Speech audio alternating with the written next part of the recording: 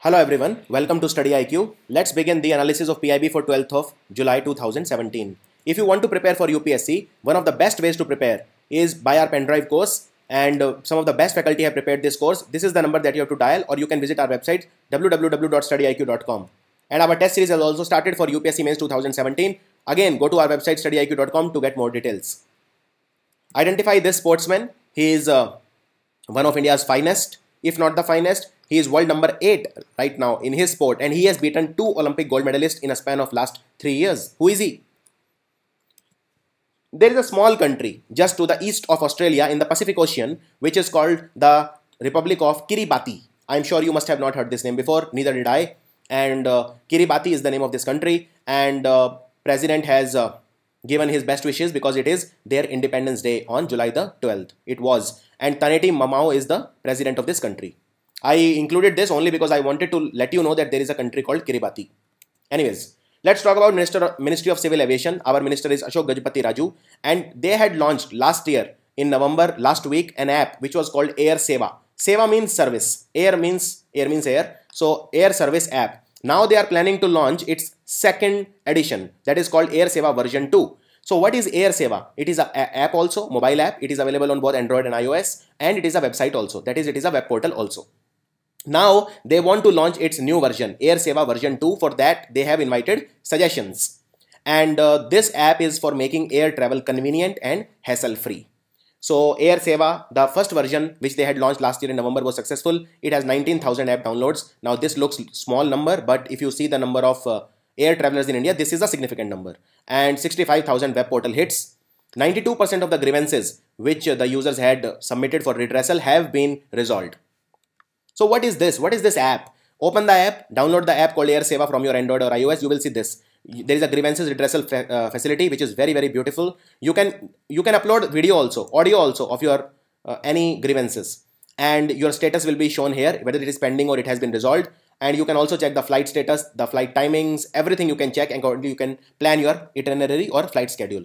You can also check your Air Seva like flight schedule just before you travel. If there are any delays because of any weather problem, you can also know daily weather forecast, and of course the real-time correct status, official status.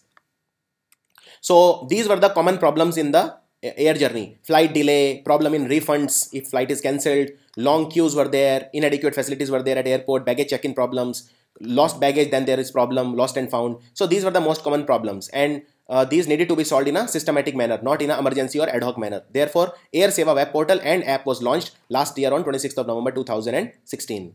So now you can check all the flight status of your inbound or outbound flights. You can check weather conditions. You can basically check anything. And the grievances redressal has been focused a lot on this mobile app as well as the web portal, and I'll show you how.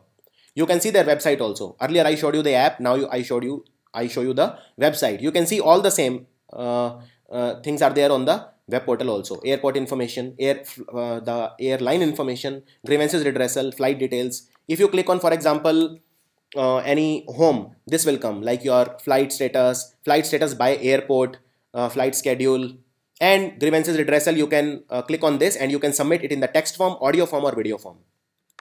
Now let me talk about some other news. Nirmala Sitharaman is our Commerce and Industry Minister. She has said that we launched government e-marketplace. What is a marketplace? Marketplace is a place where there are buyers and sellers, like a market only, right? So this they have made online. This is to bring transparency and to reduce the cost in the public procurement. This I will explain in detail right now. And they also said that this, they invited suggestions. This conference was called the National Consultative Workshop on Government e-marketplace User and Seller Perspective. So first I will show you about government e-marketplace, then I will tell you what exactly this is. So what used to happen? Let's say I plan to form a bridge. I am the Chief Minister of Uttar Pradesh. Let's assume. I know it will never happen, just assume. So I am the Chief Minister of Uttar Pradesh, and I plan to form a bridge. Okay, earlier what used to happen, I'll tell you. So this bridge, I will invite tenders. I will issue tender. That is, the companies which want to form the bridge, which want to manufacture or fabricate the bridge, they will give me their quotes. So one company will come, A, it will say, I will make this bridge in 1500 crore rupees. Then company B will come, it will say I will make it in, let's say, 1200 crore. Company C will come, it will make in 1000 crore. right? So ideally, I should give the tender, I should award the tender to company C because it is making it in the lowest price. But only price is not a consideration. There are many things else to consider, whether this company has the required competitiveness also to build the bridge, etc. So, but in this, the decision lies in my hand. I am the chief minister. I am the highest authority, executive authority in the state. So what I will do is I will go to the company A. I will tell this company, you pay me 300 crore and take this tender. Or if, let's say, company B is my relative's company, I will award the contract to this company. This was very rampant and this has been happening. This is one of the biggest source for corruption in the states, awarding tenders to the companies which don't deserve. Now, government e-marketplace is what? All the bidding process, everything that the government will buy, it will be online. Now, for example, this case, let's assume that the company A, B and C, they all are good companies. They have the required competency. So I award it to A, whereas I should have awarded it to C. It will say 500 crore rupees. So now if there is a transparent process, then 500 crore rupees of the state will be saved. Therefore, there will be huge savings in the government procurement through e-marketplace because it is electronic. Now what I try to do, I try to check whether it is really good or not. I try to register. As soon as I saw the registration, I started. So you have to first tell which organization you belong to, because only the government authorized government employees can register. And I filled central government. Then ministry, I filled something, this first name, last name, it was okay. But there came the real problem. When I clicked on email, I entered my email, gaurav.studyiq@gmail.com. You can see here also. And look at the departments I filled up just to check, you know, agro, and I belong to this, and user ID, password. But as soon as I entered my email ID, it showed me it cannot be activated. Google, Yahoo, etc. You need to have the government authorized email. So that is why, and your Aadhaar card also. So that is how it will be a transparent process. Now, how it has been transparent is because of three processes. First, let me tell you a bit about this. So it was the idea of our Honorable Prime Minister Narendra Modi that we need to bring in transparency, and for that there has to be a government electronic marketplace because to curb corruption. Now, how this works? It works on three processes: electronic bidding, reverse electronic auction, and demand aggregation, right? So I will explain all the three in detail. And the purchases through government e-marketplace, for that the government added a new rule for authorizing this model, that is the rule number 149 in the General Finance Rules 2017. And now let me explain to you all the three processes. First, let me explain to you what is a bidding. So there is a seller, there is a buyer. In a bidding process, buyers are more. So for example, there is a statue. Okay, I am a seller. I have a very old statue, which is a heritage statue. So I have put the statue here. Okay. Now there are buyers A, B and C. So buyer A will say, I will give 1 crore. Buyer B will say, no, I will give 2 crore. Buyer C will say, no, I will give 3 crore. The maximum bidding, I will award this statue to that person. So whose benefit it is? Seller's benefit? No, because there is a bidding process. Buyers are more, right? Now here, who will bear the loss? Buyers, because they will have to bid very high to get the bid. That is called bidding. Now, what used to happen, I told you regarding that bridge example, there are 3 bidders. And it is in the hands of the government because this process is not transparent. Now it is electronic. So all the details will be accessible to all the bureaucrats. Therefore, the bidding will be transparent, and the one who bids the lowest price will get the contract. Now, second thing, reverse e-auction. What is reverse e-auction? So electronic bidding saves money, right? Because we know that the one who bids the lowest gets the bid. E-auction. What is e-auction? It is the opposite. Now, you know, e-auction, buyer is one, sellers are many. For example, if there is information broadcasting department, it needs 1500 registers, normal register, stationary, right? It invite bids. Now sellers are many. So I will say 1500 register, I will sell at 3000 rupees, 20 rupees a register, 30,000 rupees. Someone will say, I will give you 40,000. Someone will say 50,000. So sellers are many. That is called reverse auction. Therefore, I will choose whichever pays the lowest. So it is a type of electronic bidding only, but it is in opposite direction. That is how government saves money. And third is demand aggregation. What is demand aggregation? See, it is not like a government needs only one thing. It needs many things. For example, I need 1500 register. I need 700 ink cartridge. I need 300 notebooks. I need 400 pens. So this aggregate demand will, because of economies of scale, it will be cheaper when I buy in bulk. So through these processes, it's very, very beautiful processes. Government e-marketplace model will save money. That is what was said by the Honorary Minister for Commerce and Trade, Nirmala Sitharaman. And I told you demand aggregation. And also, whatever is there, it will be visible to everyone. So it is not like there is an underhand dealing or there is a hand in glove between corrupt politicians and the industry person. What are the advantages for buyer? So advantages for buyer. Who is the buyer? Government. What is the advantage? You get proper listing, transparency, low prices, competitiveness between the seller. These are advantages for buyer. What is the advantage for seller? Well, everything is visible. See, earlier what used to happen, if I'm a small company and I want to bid, I cannot, because the big companies will get all the contracts. Big companies will bribe the politicians, they will get the contract. Now there is a direct access to all the government department. Everything is online. Whatever you need to bid for, you can. Everything is online. I will show you how. It is a one-stop shop for marketing also. Sometimes the seller, they have good products. They can suggest these products to government, product suggestion facility, that this product will be helpful for the government, and therefore you must ask us to bid it for you, or you must buy it. The suggestions is also possible. Then what can happen if a buyer is poor? Buyer is government, seller is poor, let's say. Government can block him from the future bidding processes also. And I will show you the bidding. See, here's the bidding. So even smallest of things are there. That is what I liked. For example, products, you see here, bids and reverse auction.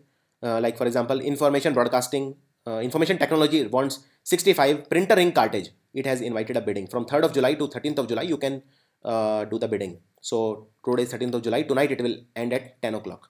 Similarly, Department of Information Technology wants something. Similarly, when I clicked on services, I found this. For example, the Information Broadcasting Department, it needs 3 Maruti Suzuki Swift Desire car for hiring. And you can bid here. So everything is transparent. You can bid and accordingly it will be done. Similarly, you can click on demand aggregation and the aggregate demand will be visible. Now there will be 20 to 30% reduction of price. That is procurement price. This much money government will save because of the government e-marketplace. And this is very, very important, because if you compare it to the original, it was very costly to the government. So there is a substantial evidence that Nirmala Sitharaman said it will bring prices down, bring the cost down for the government. And most important, I'm a seller. Earlier what used to happen, to get my money from the government, I had to run from pillar to post. I had to go to various departments. I had to pay money as bribing. Now payment will be made within 10 days. Now let's talk about Aadhaar. So Aadhaar, see, our information, our electronics and IT, that is called Department of DT, Department of Electronics and Information Technology, and our law minister Ravi Shankar Prasad said Aadhaar, government is trying to link everything with Aadhaar. Even weddings will be now Aadhaar linked. So Aadhaar is an instrument for removing corruption. Is it? Let's analyze. Now he said that there is a very huge enrollment of Aadhaar. In fact, around 120 crore people are already Aadhaar linked, of 134 crore population. So most of the population is now Aadhaar linked. And this has been made possible because of Common Service Center, which are a type of center, because we are severely underbanked and unbanked country. So Common Service Center are a way to link the people through electronic. It's an initiative. And also there are village level entrepreneurs, VLE, who have been volunteering, and they go door to door and motivate the people to get themselves Aadhaar linked. And government is trying everything to increase the enrollment. For example, midday meal scheme, now it is Aadhaar linked. Now what is the advantage of this? People are questioning. So government is saying that we will make sure subsidy reaches the right people. As I told you in the LPG scheme, subsidy must reach the right people. That is the endeavor of the government. But is it the case? Can it be enabled through Aadhaar? You link everything with Aadhaar. Can it be possible? So we are not sure. Common Service Center, they have given employment to 10 lakh people in India, was said by Ravi Shankar Prasad. And the voluntary village level entrepreneurs, they have trained 2 crore people in the cashless India movement. And also Aadhaar will help in removing corruption. And the government says that we have already saved 50,000 crore rupees by removing corruption. But again, these are very inflated figure. In fact, government said that by linking LPG to Aadhaar, we have saved 22,000 crore rupees. But what did the Comptroller Auditor General say? You have saved only 1,700 crore rupees. And the remaining amount you have saved through falling global prices. So government always gives these lofty figures. Now, 116 crore people have been already enrolled for the Aadhaar. And the village level entrepreneurs, they are providing Aadhaar services at the doorstep, door-to-door campaigns. So that is always said. 80 lakh people, 80 lakh children have been enrolled in schools, Anganwadi Center, Pulse Polio Center, and so on. And various initiatives have been taken for increasing the enrollment, like Aadhaar Mela, Aadhaar Fair, or Aadhaar on Wheels schemes. Today's essay is how much efficient is this Aadhaar linking? You link Aadhaar to everything. Is it even efficient? Let's debate. So let's first tell you the positives of it. Okay, what are the positives? In LPG scheme, we saw that government saved 1,700 crore rupees as per the CAG. So even 1,700 crore is not bad, right? If the money is saved, after all, is a taxpayer's money, no? So you are saving money. Okay. Now it's for the first time that a country like India will have a centralized database where all the information is in the hands of the government. It is in the advanced countries like Turkey, like many countries have this UIDAI system, right? So that is why first time government has made an attempt to centralize all the database. We for the first time will have a centralized database. These are the positives. Now negatives are huge. Let me give you some background of Aadhaar. See, Aadhaar was first, there was a notification issued by the Planning Commission, erstwhile Planning Commission, because now it is Niti Aayog. Planning Commission is no more there, it is obsolete now. So Planning Commission issued a notification on January 20, 2009. First time UIDAI was set up, it was constituted, UIDAI, which is the Unique Identification Authority of India. And Aadhaar scheme therefore did not have any backing, any legal backing, any statutory backing. It was just an executive decision. Then what happened? Now I'll tell you what happened. See, 2015, okay, government tried to link everything with Aadhaar. People went to the apex court, Supreme Court. What did Supreme Court say? Supreme Court said that only 5 schemes I allow. In fact, earlier they said only 2 schemes Aadhaar mandatory. One is the public distribution center scheme, the food security, and second is your LPG distribution. Apart from that, you cannot make Aadhaar mandatory. This is the written order of Supreme Court in 2015. But then Supreme Court, on the request of government, it said, okay, for Jan Dhan, Manrega, Mahatma Gandhi National Rural Employment Guarantee Act, and National Social Assistance Program, and Employee Provident Fund, you can make Aadhaar mandatory. Now in India, the status quo is this. For these 6 schemes, PDS, LPG distribution scheme, that is direct benefit transfer, Jan Dhan, Manrega, National Social Assistance, and IPBF, Aadhaar is mandatory as date, till date. Okay, and now PAN link card has been linked with Aadhaar. So only for these 7 services it has been made compulsory. For the rest, cases are going on Supreme Court. The biggest thing that happened was that Supreme Court gave it in written in the statement in 2015, and I will read it out for you. I have taken this from the Supreme Court judgment of 2015. We make it very clear that Aadhaar card is purely voluntary. Okay, your will, my wish, my life, my wish, and it cannot be made mandatory till the matter is finally decided by this court. This court means what? Supreme Court, in one way or the other. So time to time Supreme Court, it kind of revises its judgment. For example, earlier only 2 things, now there are these things were also included, but it will only in the decision of the Supreme Court. Supreme Court can easily write the executive decision of the government because Supreme Court is the guardian of the constitution. Now let me tell you what is happening these days. So government now said that I will link all the bank account also with Aadhaar. All the PAN card, your permanent account number will be linked with Aadhaar. So Supreme Court said, okay, go ahead. So Supreme Court gave a go ahead. This will happen. And on June the 9th, Supreme Court gave its decision. You can link Aadhaar with the PAN card also. Now Aadhaar is a 12-digit identity number, you know it. PAN card is a 10-digit alphanumeric number, and Aadhaar is based on biometric. Biometric means what? Either it is on fingerprints. If you are working as an employee in some companies, biometric attendance, no, every day in the morning.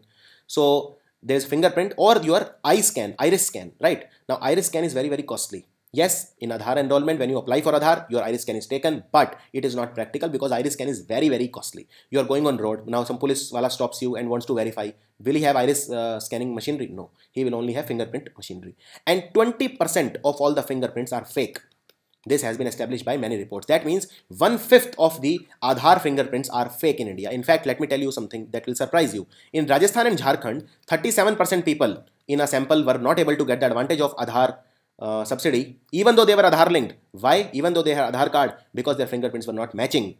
So such is the technical things that you need to remember. Second, electronic filing. Now you have to do what? I'll tell you what you have to do. You can't open a bank account if you don't have Aadhaar. If you don't link your Aadhaar bank account, you can't open a new bank account without Aadhaar details, without furnishing Aadhaar details. Second, you can't, if you have opened a bank account previously, 6 months we are giving you.